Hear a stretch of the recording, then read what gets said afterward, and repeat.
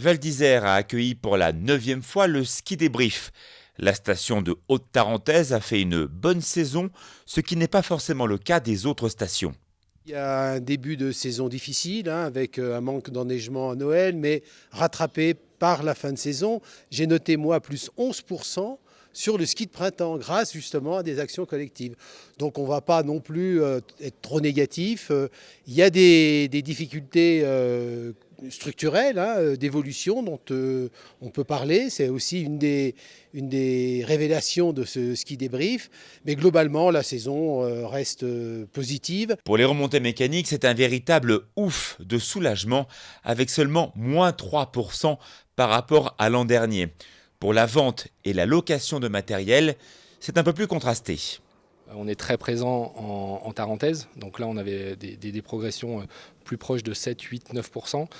En Haute-Savoie par contre, on est en recul parfois jusqu'à 5, moins 5, moins 6, moins 7%. Ça c'est pour l'activité location.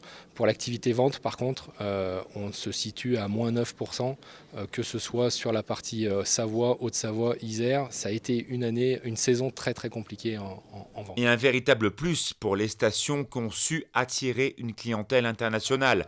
Val d'Isère, Val Thorens, Tignes, La Plagne, Chamonix, Les Arcs s'en sont mieux sortis. D'autres destinations les citent en référence. Alors, les stations des Hautes-Alpes et des Alpes du Sud sont beaucoup moins tournées vers l'international que les stations de Tarentaise. Dans le département des Hautes-Alpes, c'est un client sur 10 qui est de nationalité étrangère. Alors effectivement, on a quelques sites internationaux comme Serre Chevalier, Montgenèvre, Vars ou Risoul. On a beaucoup d'efforts à faire. On a beaucoup à apprendre de ce qui se passe ici, en Tarentaise et ailleurs. Mais c'est un travail de long cours. On progresse chaque année. Autre conclusion de ce ski débrief 2017, assurer un renouvellement des clientèles, des jeunes clients qui vont choisir leur séjour sur Internet.